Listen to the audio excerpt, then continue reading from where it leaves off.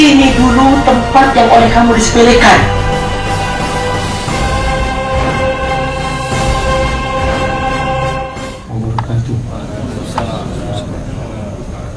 Alhamdulillah, wassalatu wassalamu ala rasulillah wa ala alihi wa sahbihi wa mawala.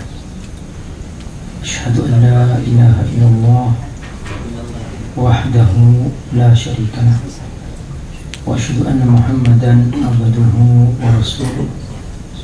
Allahumma shalli ala Muhammad wa ala alihi wa sahbihi ajma'in, wa ba'd. Bapak Ibu jemaah salat zuhur rahimakumullah, pada hari ini kita akan melanjutkan kajian tafsir surah Al-Mulk, dan kita sudah sampai pada bagian akhir, yaitu dari ayat 27 sampai ayat 30.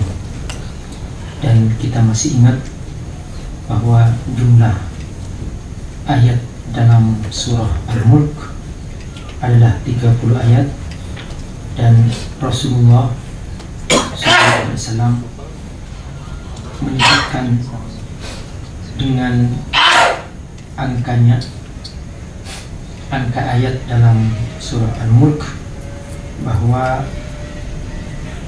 di dalam Al-Quran ada satu surah, inna suratan fil Quran thalathina ayat.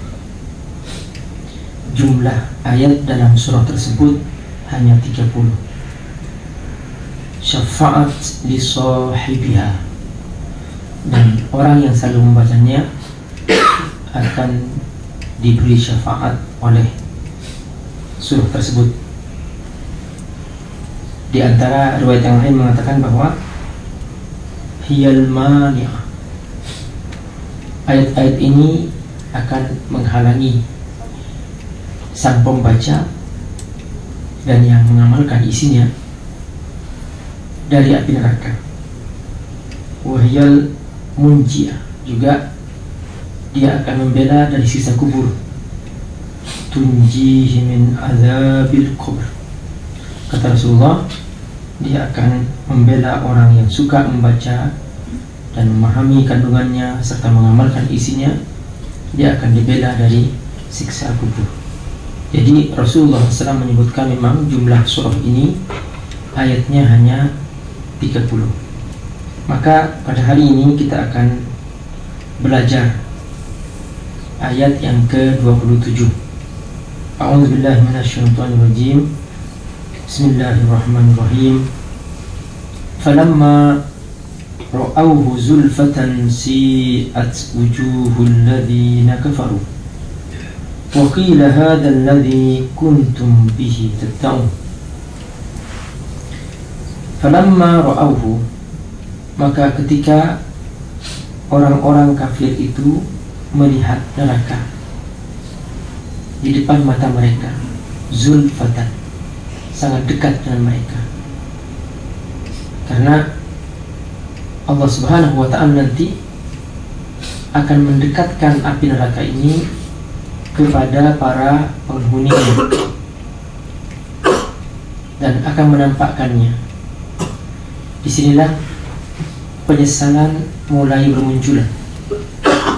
Penyesalan ketika di dunia, mengapa dia mengabaikan jatah hidup yang Allah berikan untuk berbekal, ternyata disia-siakan. Jadi Bapak Ibu Allah, sebetulnya hidup kita sekarang ini adalah jatah untuk kita gunakan sebaik-baiknya. Bagaimana kita bersiap-siap menuju alam akhirat. Kalau jatah ini disia-siakan, maka tidak ada jatah lagi, dan kita tidak mungkin minta kembali ke dunia. Memang dalam Al-Quran banyak sekali kisah-kisah orang-orang yang minta kembali ke dunia. Mereka menyesal, qala rabbirji'un la'alli a'malu shalihan fima taraktu. ya Allah tolong kembalikan aku ke dunia, aku akan beramal soleh. Namun dunia sudah Allah hancurkan. Sebab proses untuk pindah ke akhirat harus melalui proses penghancuran dunia, sehingga tidak ada alasan lagi untuk balik lagi ke dunia. Maka disinilah penyesalan terjadi. Kalau seorang mahasiswa menyesal karena pada semester ini gagal ujian, dia masih bisa berkata semester depan aku harus lulus. Tetapi kalau seseorang ketika sampai di akhirat sudah nampak di depan matanya neraka, maka dia tidak punya pilihan lagi. Dan sekalipun dia menyesal, sampai pun dia menangis air mata darah, maka itu semua tidak pernah bisa mengubah proses itu. Makanya setiap surah dalam Al-Quran, Allah tidak bosan-bosan menekankan tentang alam akhirat. Dan dalam Al-Quran Allah selalu menceritakan kepastian orang-orang kafir nanti menyesal, orang-orang yang durhaka nanti menyesal, orang-orang yang lalai pasti menyesal. Karena apa? Karena kalau terlanjur menyesal di sana, maka itu penyesalan tidak bisa diperbaiki, penyesalan yang tidak ada gunanya. Jadi inilah sebetulnya kesempatan sekali dan terakhir. Allah tidak memberikan kesempatan lagi kepada kita untuk bersiap-siap menuju alam akhirat. Dan Allah Subhanahu wa ta'ala tidak segan-segan untuk memberikan peringatan berulang, dan bahkan dari saking supaya manusia tidak terlena dengan dunia, Allah Subhanahu wa ta'ala dalam Al-Quran tidak pernah menguji dunia supaya manusia tidak terpukau dengan dunia. Tidak ada dalam Al-Quran pujian tentang dunia. Dunia dipuji-puji, diangkat oleh Allah supaya manusia tertarik untuk membesar-besarkannya. Bahkan yang selalu ada dalam Al-Quran adalah merendahkan dunia. Dunia itu hanya permainan, dunia itu hanya menipu, mata'ul ghurur. Dan jangan kamu tertipu bahwa telah lalai orang yang memperbanyak dunia, harta dan sebagainya. Tidak pernah Allah puji. Namun sayang, makna ini tidak tertanam banyak dalam jiwa, sehingga masih saja akhirat tidak menarik, dan masih saja dunia selalu menarik. Sehingga banyak manusia kalau urusan akhirat dianggap sampingan, sementara kalau urusan dunia dianggap tetap. Maka untuk dunia rela bercapek-capek, rela berlalu-lalu.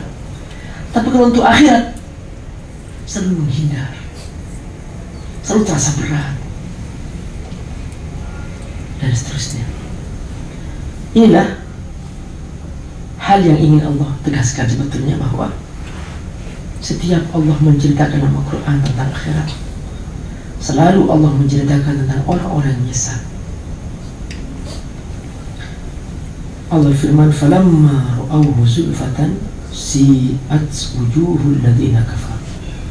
Ketika Allah tampakkan neraka di depan mata mereka, maka buruklah wajah mereka.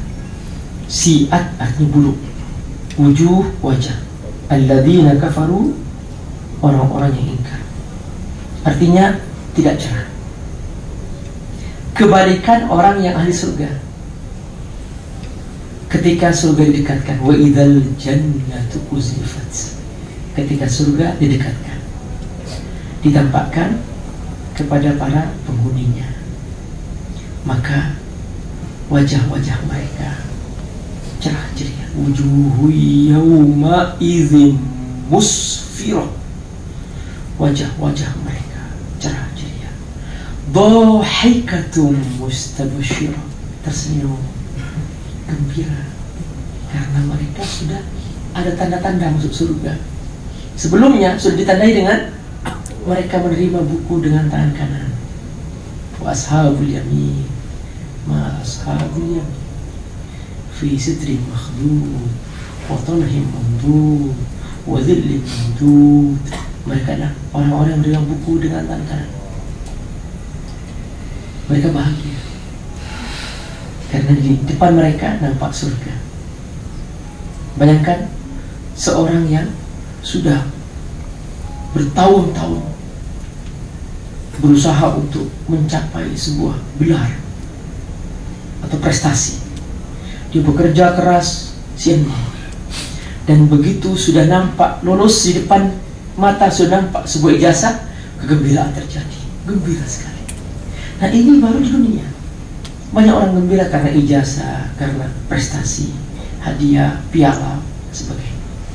Sampai ada yang bersujud karena mampu menendang bola ke gawang, dan saking gembiranya sampai menangis karena bisa memasukkan bola itu ke gawang. Perhatikan betapa gembiranya ketika seseorang masuk surga dan surga ditampakkan di depannya. Maka benar kata Allah, wujuhu yawma idzin musfirah, wajah-wajah mereka cerah ceria. Dhahikatun mustabsyirah, mereka senyum. Tapi kebalikannya, di sebelah sana nampak wajah-wajah cemberut karena di dunia lalai, di dunia lebih suka bersenang-senang daripada berlelah-lelah untuk akhirat. Maka wujuhu yawma idzin 'alaiha ghabar, dan wajah-wajah mereka pada waktu itu nampak seperti banyak debunya. Tarhaquha qatar, hitam legam, cemberut, sedih, tidak punya harapan. Ulaika humul kafaratul fajr, itulah manusia-manusia yang kafir. Nah, ini adalah penjelasan daripada ayat ini. Si'at wujuhul ladzina kafar, mereka buruk karena sudah kehilangan harapan, sudah tidak punya lagi jalan keluar. Dia sudah hanya berkata, ya laitani kuntu turaba, mengapa aku jadi manusia? Lebih enak aku jadi debu kalau hanya untuk disiksa seperti ini. Dari saking menyesalnya, sampai-sampai mereka ingin mendapatkan sesuatu yang paling mereka benci selama mereka di dunia. Mereka benci mati waktu di dunia. Mereka tidak mau mati ketika di dunia, apalagi jadi debu. Namun karena saking pedihnya siksa neraka, mereka lebih memilih kematian. Ya laitani kuntu turaba, inilah khayalan. Innama hiya kalimatun qailuha, kata Allah, itu dia hanya ucapan yang mereka karang sendiri. Mereka pengen jadi debu, mustahil, tidak mungkin, kata Allah. Kamu dulu jadi manusia, kok sekarang pengen jadi debu? Manusia itu ada perhitungannya, manusia itu ada pertanggungjawabannya. Berbeda dengan makhluk lain. Kalau makhluk lain jadi debu, pohon-pohon mati, tidak ada pertanggungjawaban. Binatang Allah hancurkan, Allah musnahkan, tidak perlu ada hisab untuk binatang. Nah, kalau jadi manusia, tidak bisa hidup dengan cara binatang. Tidak bisa pengen jadi manusia tapi gaya hidupnya gaya binatang, tidak mungkin. Manusia ada pertanggungjawaban di hari kiamat. Maka kalau binatang hanya ngurus makan minum, manusia tidak cukup kalau hanya ngurus makan minum. Dia harus mengurus jiwanya. Wa nafsi wa ma sawaha fa alhamaha fujuraha wa taqwaha qad aflaha man zakkaha wa qad khaba man dassaha. Ada jiwa, kata Allah, yang aku ciptakan dengan sempurna dalam dirimu, wahai manusia. Dan kepada jiwa itu aku beritahukan ini baik, ini buruk. Kalau kamu ikut yang baik, kamu telah membersihkan jiwanya dan kamu akan bahagia. Kalau kamu ikut yang buruk, kamu telah mengotori jiwamu, maka kamu akan celaka dan masuk neraka. Nah, inilah gambaran bahwa orang-orang yang mengotori jiwa dan sibuk dengan keburukan-keburukan, sibuk dengan dosa-dosa, sibuk dengan kesia-siaan, sibuk dengan sia-sia. Ya Allah, HP diisi setiap hari pulsa. Tapi kalau dihitung yang untuk pahala itu mana? Yang untuk amal soleh itu mana? Komunikasinya untuk amal soleh berapa persen dari itu? Berapa dia bayar untuk kesia-siaan? Betul banyak yang buang-buang waktu. Telinga dijali dengan suara-suara yang kalau dihitung tidak ada pahalanya sama sekali. Apakah emang untuk itu Allah ciptakan telinga? Lidah berbicara. Kalau dihitung berapa porsi yang untuk ada pahalanya? Ya, selalu begitu. Maka semua ini ada perhitungannya. Allah tidak pernah lalai. Dan setiap manusia Allah kirim kepadanya malaikat-malaikat yang akan mencatat semua amal perbuatannya, baik yang itu berupa amal baik atau berupa kesia-siaan atau berupa dosa. Semua itu ada catatannya dengan rapi, lebih rapi dari laporan pekerjaan di kantor. Di kantor masih banyak yang tidak diketahui oleh direktur. Banyak para pegawai datang kantor, tapi direktur banyak tidak tahu bahwa di kantor itu duduk ngapain. Ada yang hanya buka Facebook, internet, nggak ngerjain tugas. Itu direktur banyak nggak tahu karena kurang terasa. Kamera mungkin belum sempat merekam masing-masing para karyawan itu, sehingga pada akhir bulan gajinya sama, tetap nggak dikurangi. Di kantor masih berlaku hukum general.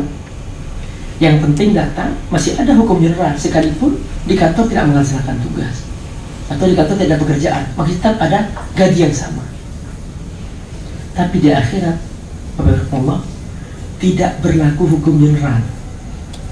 Di akhirat tetap yang berlaku hukum personal, orang per orang. Karena apa? Karena malaikat sudah punya data yang lengkap untuk masing-masing orang, maka tidak bisa menghindar. Dan semua harus bertanggungjawabkan semua itu, dan tidak bisa berbohong. Dan semua anggota tubuh yang dimiliki siap menjadi saksi atas semua amal itu. Kalau kita ingat pemandangan ini, kita tidak akan pernah berbuat dosa kepada Allah SWT. Tapi seringkali lalai, sehingga manusia berani berbuat dosa.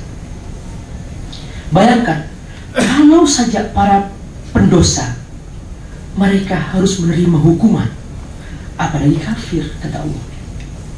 Si'at wujuhul ladzina kafaru. Apalagi kafir, maka dia harus menerima risiko yang lebih berat lagi. Lalu dikatakan kepada mereka, suara terdengar dari arah yang mereka tidak tahu. Ketika mereka dibelenggu, ketika kepala mereka ditekuk dengan kakinya, lalu diikat dengan rantai yang besar. Allah menceritakan ini dalam surah Ar-Rahman. Yu'raful mujrimuna bisimahum. Orang-orang pendosa itu nampak dari wajahnya. Fayu'khadhu bin nawasi wal aqdam. Maka Allah tekuk ubun-ubunnya, dilipat dengan kakinya, lalu diikat.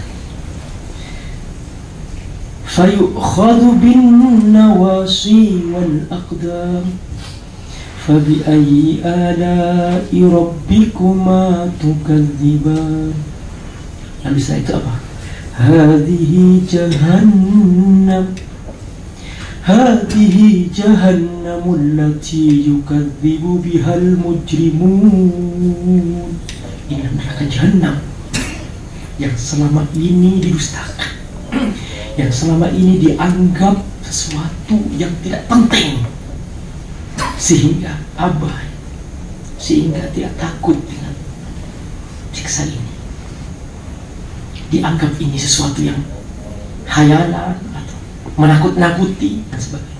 Seperti yang dikatakan oleh kaum liberal, mengatakan bahwa neraka jahanam itu sebetulnya hanya ilusi, tidak ada, hanya untuk menakut-nakuti saja. Nah, silahkan katakan seperti itu, tapi ingat kata Allah,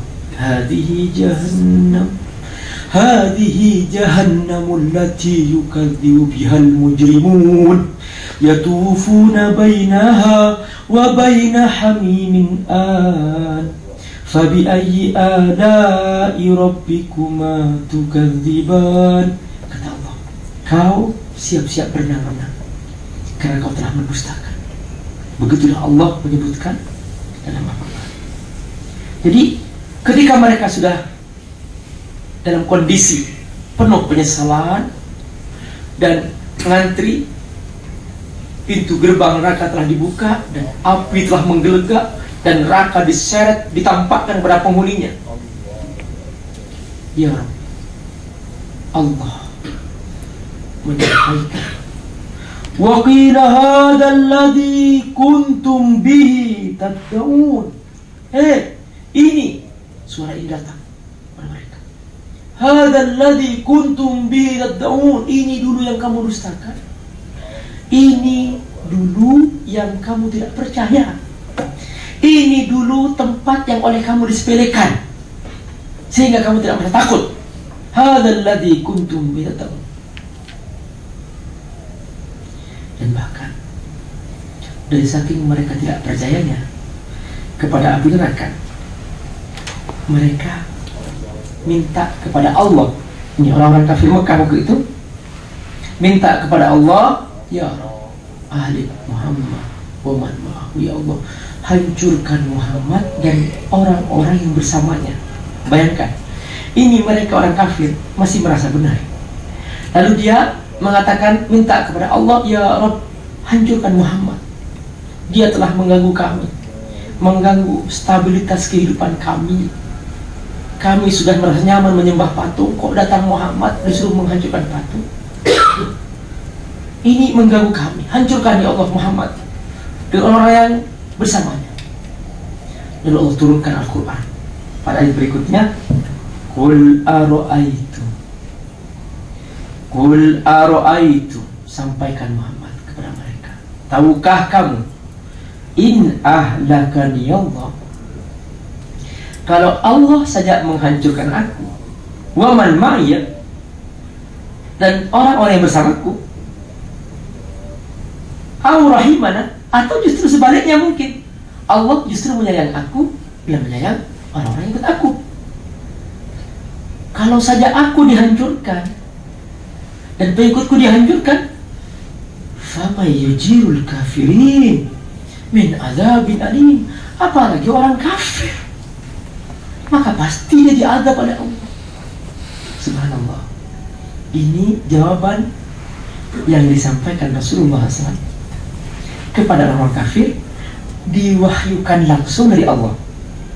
Jadi ketika mereka berdoa minta, ya Rabb, hancurkan Muhammad, ya Allah, hancurkan Muhammad, ya Allah, hancurkan Muhammad, dan yang bersamanya, langsung seketika Allah turunkan ayat ini, langsung, qul ara'aytum in ahlakani Allah wa man ma'iyya aw rahimana faman yujirul kafirin min azabin alim.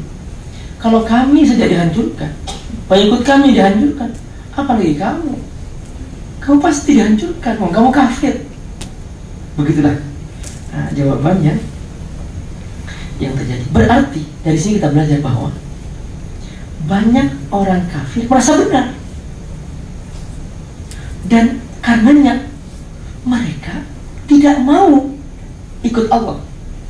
Kenapa? Karena mereka merasa benar, dan karenanya mereka justru menyerang orang-orang yang beriman. Dan tidak sedikit dari orang-orang yang beriman yang dibunuh, bahkan tidak sedikit dari orang-orang yang beriman yang tempat ibadahnya dihancurkan. Kenapa? Karena mereka merasa benar. Disinilah bahwa ternyata tradisi merasa benar dari orang-orang yang tidak beriman itu sudah berlangsung sejak dahulu dan sampai sekarang masih terus berlangsung. Makanya tugas kita adalah menyampaikan kebenaran.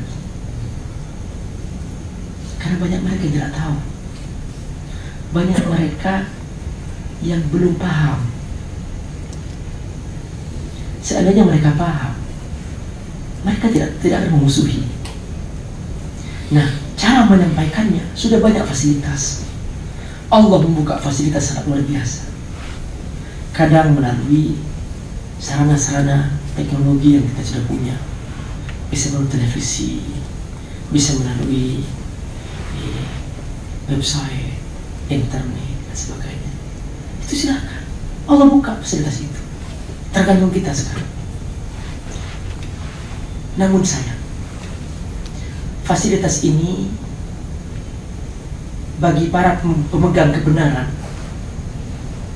sangat terbatas, sehingga kurang banyak orang tahu tentang indahnya Islam ini. Jadi sebetulnya, warakumullah, Islamnya indah, tapi sayang perilaku umatnya membuat Islam ini menjadi tidak indah. Islam ini benar, tapi sayang perilaku umatnya membuat seakan-akan Islam ini salah. Islam ini baik, tapi sayang orang-orang yang beriman, yang memeluknya, tidak mau mempromosikannya, sehingga banyak orang tidak kenal Islam ini. Seandainya orang-orang beriman bersungguh-sungguh aktif, saya ulang lagi, bersungguh-sungguh aktif, seperti orang-orang yang ikut setan aktif. Perhatikan mereka, kalau sudah ikut setan, mereka aktif, bikin panggung, bikin acara sinetron, bikin acara film, bikin apa aja mereka, macam-macam supaya orang lupa Allah, bikin acara yang luar biasa, aktif. Nah, makanya saya, orang-orang yang ikut Allah akan lebih banyak.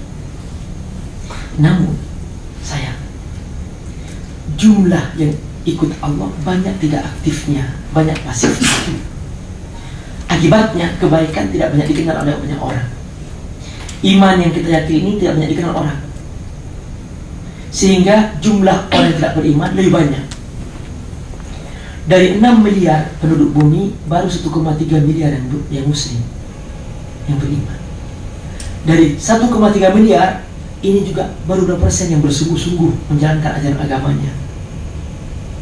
Nah, mengapa? Karena sosialisasi kurang kuat. Nah, disinilah barakallah bahwa tugas kita selanjutnya adalah melanjutkan tugas Rasul ini, mempromosikan agama ini, bahwa ini adalah agama yang benar. Sehingga akibatnya apa? Sekarang Pak, karena promosi lebih gencar kebatilan daripada promosi kebenaran, akhirnya apa terjadi? Sekarang terbalik. Orang-orang yang berbuat batil tidak merasa bersalah. Bahkan yang merasa bersalah orang yang berbuat kebenaran. Contoh, akhir-akhir ini banyak orang merasa kaku memakai jilbab, menutup aurat. Kenapa? Karena sudah hampir asumsi bahwa orang-orang yang membuka aurat itu sudah benar, sehingga yang menutup aurat itu merasa bersalah. Orang-orang yang membuka aurat sudah merasa benar, sehingga mereka tidak kaku lagi. Dan lama-kelamaan nanti, ya, orang-orang berciuman di pinggir jalan ini sudah semakin banyak. Naik bus sudah mulai banyak di atas bus, ya, tidak merasa kaku lagi. Apalagi kalau sudah remang-remang di atas jembatan, sudah mulai berjajar motor ke motor, sudah di pinggir jalan. Apalagi sudah mulai ada lampu-lampu yang sudah agak remang sedikit di bawah pohon-pohon di tepi taman, sudah mulai berjajar menjelang maghrib, dan sudah mulai semakin banyak. Dan apa kata Rasulullah? Perhatikan, di antara tanda-tanda kiamat, kasratus zina, banyaknya perzinahan.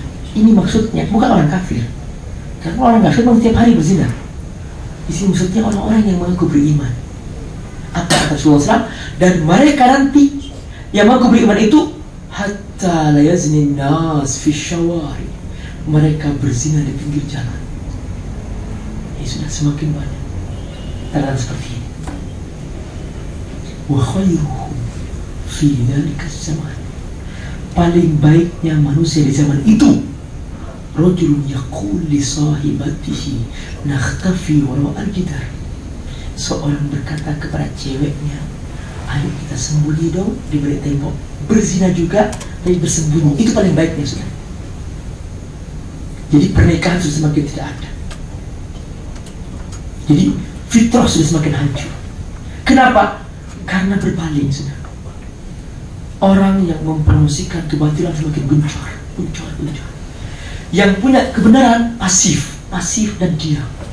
Akhirnya terjepit. Dan ini kata Islam, Ja'al Islamu wal-iman.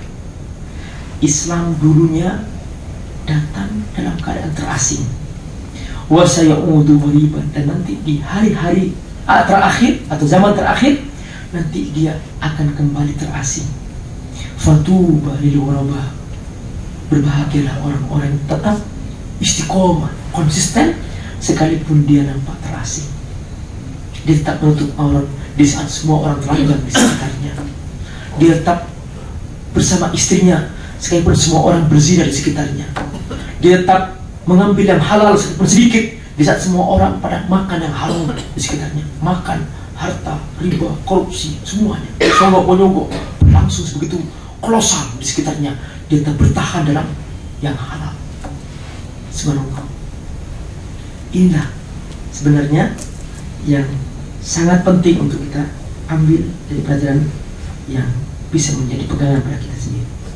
Setelah itu, pada ayat yang ke-29, Allah Subhanahu wa ta'ala menyebutkan bahwa Qul huwa rahman amanna bihi wa alaihi tawakkalna. Qul, katakan Muhammad, huwa rahman, dialah Allah yang maha pengasih. Amanna bihi, kami telah beriman kepadanya. Wa alaihi tawakkalna, dan kepadanya bertawakal. Fasata'lamuna man huwa fi dhalalin mubin, maka kamu pasti tahu siapakah sebenarnya orang yang sesat. Jadi tadi ayat sebelumnya menceritakan bahwa Rasulullah memberikan jawaban, kalau kami saja yang beriman harus hancur, apalagi kamu wahai orang-orang kafir, maka kamu pasti akan mendapatkan adzabun alim, azab yang sangat pedih. Alim di sini diambil kata alam. Alam artinya sakit. Kalau kata alim ini adalah ismun mubalaghah yang menunjukkan sangat alim, sangat pedih, sangat perih, sangat sakit. Itu alim. Kalau alam hanya sakit, seperti mengatakan indi alam firas, aku punya rasa sakit di kepala. Indi alam fil batan, aku punya rasa sakit di perut. Indi alam firijil, aku punya rasa sakit di kaki.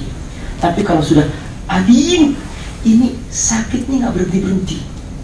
Alim nggak berhenti selama-lamanya, dan nyeri, sakit, pedih berkumpul di dalamnya dan tidak berhenti sama sekali. Nah, berarti siksa neraka ini tidak ada istirahat, tidak ada cuti di neraka, dan terus-menerus sakit.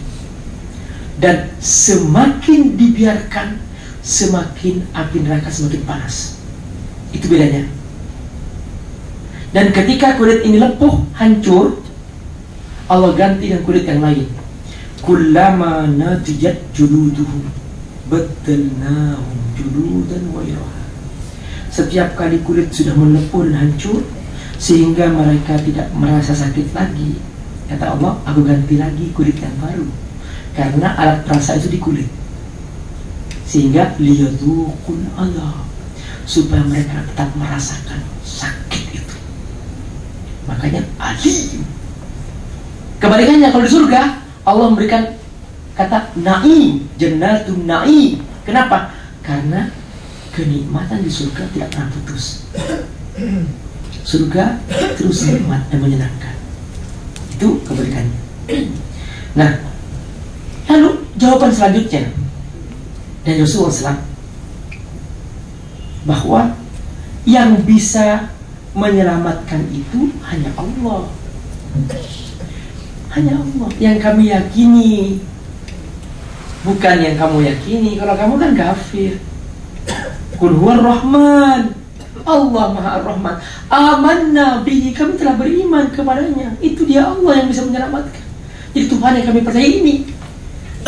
Kalau kamu kan percaya kepada patung-patung, kepada matahari, kepada pohon-pohon besar, itu yang kamu yakini. Maka nanti patung-patung itu akan dipanggil di hari kiamat. Makanya dikatakan dalam Al-Quran bahwa di antara bahan bakar neraka adalah batu. Waquduhan nasu wal hijarah. Bahan bakar mereka adalah manusia dan batu-batu. Maksudnya batu-batu patung yang disembah-sembah oleh mereka. Nah, karena Tuhan kamu itu, silakan minta tolong kepada Tuhan-Tuhan itu. Tapi kalau kami tidak, Qul huwar rahman, yang akan membantu kami adalah Allah yang maha penyayang. Amanna bihi, kami telah beriman kepadanya. Wa alaihi tawakkalna, dan kami telah bertawakal kepadanya. Dari sini kita belajar bahwa jalan keselamatan untuk mentaati Allah paling pokok dua. Kita beriman, artinya kita bersungguh-sungguh patuh. Pak, Bu, iman maksudnya bukan sekedar pengakuan. Iman itu artinya langsung patuh mengerjakan. Itu namanya iman. Bukan sekedar dalam teori aku percaya, bukan itu. Itu baru tahap awal. Kalau iman yang hakikatlah sudah sampai kepada kesungguhan patuh. Itu amanah, itu telah beriman. Contoh, dalam bahasa Indonesia, iman itu kan percaya. Ketika seseorang percaya kepada dokter, maka dia buktikan dengan amal. Dokter mengatakan, Bapak kena penyakit diabetes. Oh iya dok, iya. Harus diamputasi Pak. Oh benar, iya. Berapa dok biayanya? Ya 100 juta Pak. Dia diamputasi, bayar. Sudah dipotong, bayar. Mau. Kenapa? Percaya. Jadi dipotong, bayar lagi, mau. Percaya. Terus dokter mengatakan, Pak, jangan makan ini, jangan makan ini, jangan makan ini, jangan makan ini. Ditulis yang baik daftar-daftar makanan yang dilarang dokter. Jangan sampai lupa. Begitu satu hari diundang sebuah pesta, nampak di depannya makanan yang lezat-lezat. Begitu lihat kamusnya, semua makanan yang lezat itu dilarang dokter. Gak boleh kata dokter, ini nggak boleh, ini nggak boleh, ini nggak boleh. Nggak nyentuh, benar nggak menyentuh. Ditanya, Pak, kok nggak makan Pak? Kata Pak dokter, nggak boleh. Pak dokter itu nggak tahu. Dokter ini kan nggak tahu. Pasti jadi dia makan, dokter juga nggak tahu. Tapi karena percaya ke dokter, dia ikut. Coba bandingkan dengan perintah Allah. Coba, kata Allah, jangan berzina. Allah kan tahu, dia melihat, tetap aja berzina. Kenapa? Gak percaya kepada Allah. Kalau dokter percaya, kepada Allah gak percaya. Akhirnya larangan Allah gak diikuti. Jangan korupsi, jangan mencuri, mencuri. Jangan makan riba, makan riba. Kenapa? Karena gak percaya kepada Allah. Jadi iman itu artinya beramal. Bukan sekedar pengakuan beriman kepada Allah, tapi perbuatannya melanggar Allah. Bukan itu pengertian iman. Iman itulah beramal, dibuktikan dengan amal. Nah ini namanya aman Nabi. Nah, Setelah ini terbukti bahwa iman itu aman, wa alaihi tawakkalna, maka kepadanya aku bertawakal. Nah ini, kalau ini terbukti iman tawakal dengan benar. Nah tawakal ini apa artinya? Usaha. Tawakal itu usaha. Sebuah pesawat terbang yang hendak terbang itu sudah disempurnakan sebelumnya, dicek dengan rapi. Begitu take off, maka tawakal. Jadi ada usaha maksimal, tawakal. Berbeda dengan orang yang tidak berusaha, ya. Ibadah juga kagak, sholat juga kagak, ya. Terus baca Quran juga kagak, belajar juga kagak, belajar ilmu juga tidak.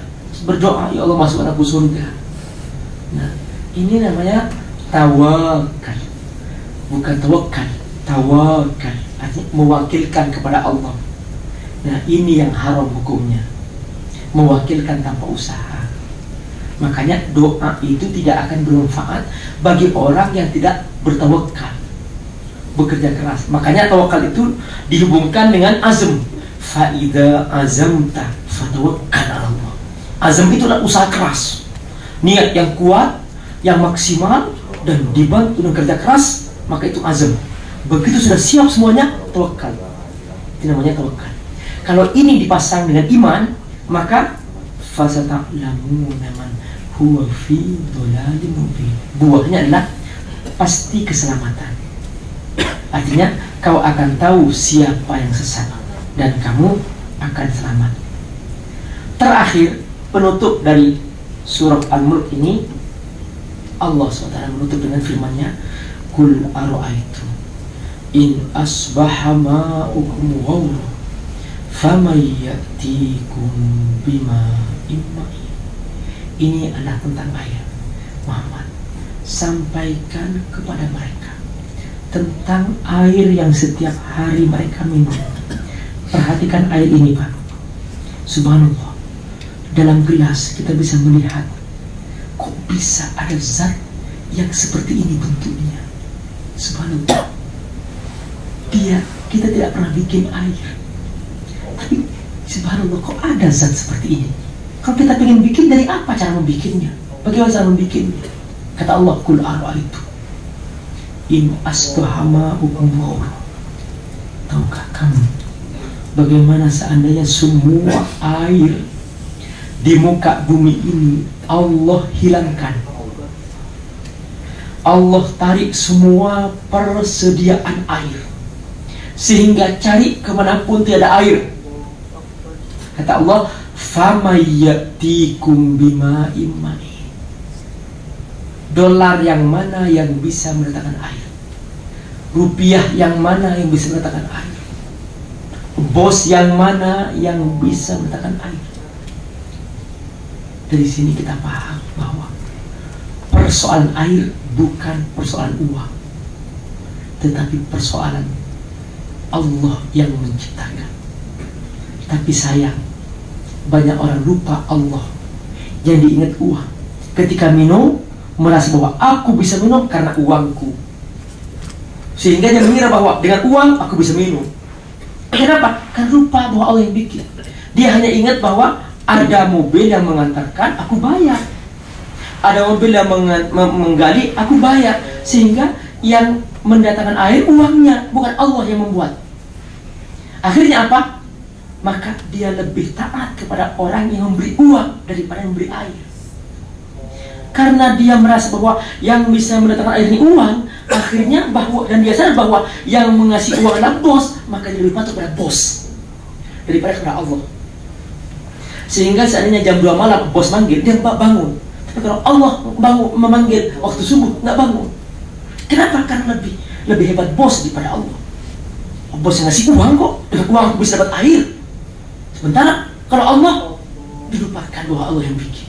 Kata Allah, Qul ara'aytum in asbaha ma'ukum ghawra famayyatikum bima'in ma'in. Tahukah kamu, kalau aku cabut semua air itu, mau kemana kamu cari air? Inilah penutup dari surah Al-Mulk. Dari awal sampai akhir memang bahasanya menggugah. Jadi dengan satu keharusan saya harus menggunakan gaya seperti ini. Kenapa? Karena memang bentuk ungkapannya seperti itu. Dia merupakan hentakan-hentakan panggilan-panggilan, pertanyaan, hantaman, desakan, begitu bentuknya, seperti anak panah yang menancap. Begitulah bentuk ayatnya, dan seperti ini gayanya. Makanya surat An-Nur sangat penting untuk kita selalu baca dan menjadi pembela bagi orang yang selalu membacanya, dan menjadi penyelamat bagi orang yang selalu mengamalkan kandungannya. Semoga Allah memberkati kita semua. Dan sebelum ditutup, silahkan kalau ada pertanyaan, silahkan. Masih ada waktu atau sudah habis waktunya? Kalau masih ada waktu, silahkan yang bertanya. Kalau memang sudah cukup, saya tutup.